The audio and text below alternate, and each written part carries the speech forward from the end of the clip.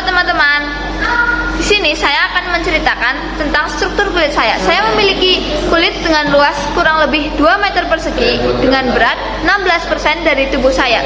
Karena saya memiliki berat 48 kg, maka kulit saya memiliki berat kurang lebih 7,68 kg.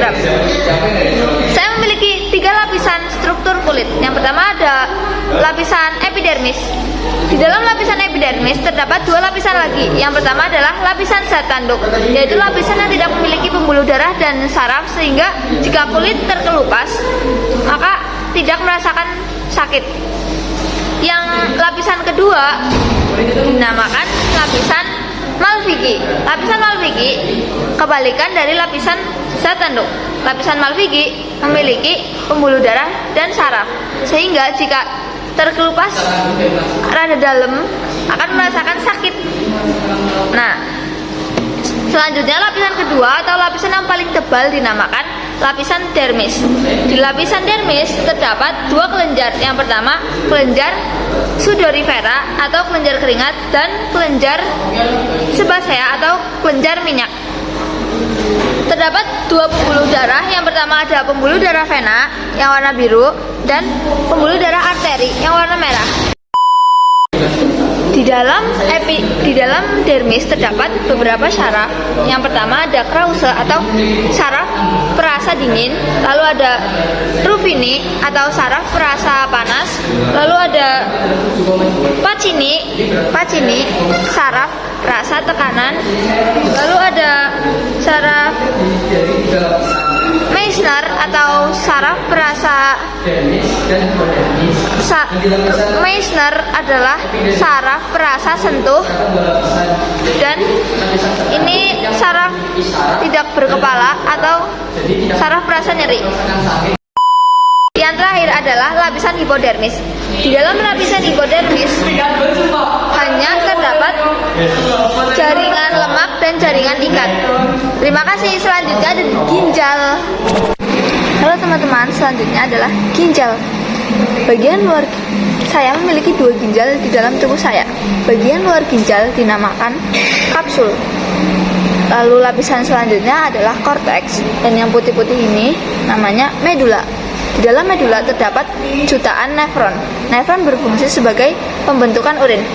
Terdapat 3 tahap pembentukan urin. Yang pertama adalah filtrasi. Filtrasi terjadi di glomerulus.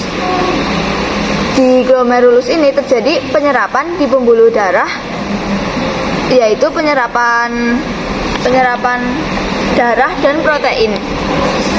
Sisanya adalah air, glukosa, asam amino, urea, dan garam-garaman. Hasil yang terjadi di filtrasi adalah urin primer. Selanjutnya adalah reabsorpsi. Reabsorpsi terjadi di TKP atau tubulus contortus proximal. Proses yang terjadi adalah penyerapan glukosa dan asam amino oleh darah. Sisanya air, urea, garam-garaman. Kemudian lanjut ke lengkung Henle. Lengkung Henle yang turun dinamakan lengkung Henle descendant. Di lengkung Henle descendant, cairan terlalu encer atau hipotonik, maka terjadi penyerapan air oleh pembuluh darah.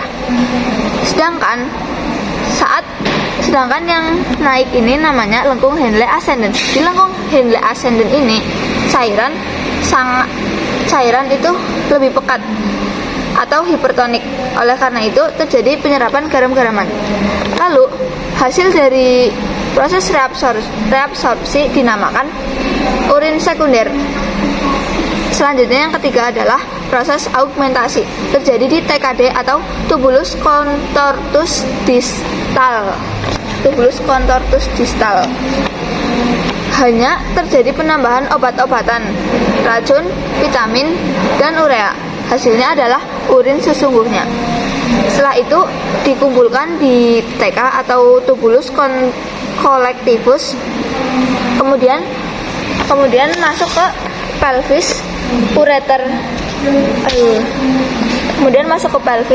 ureter, kandung kemih di sini, dan terakhir uretra. Lalu dialirkan keluar deh. Terima kasih.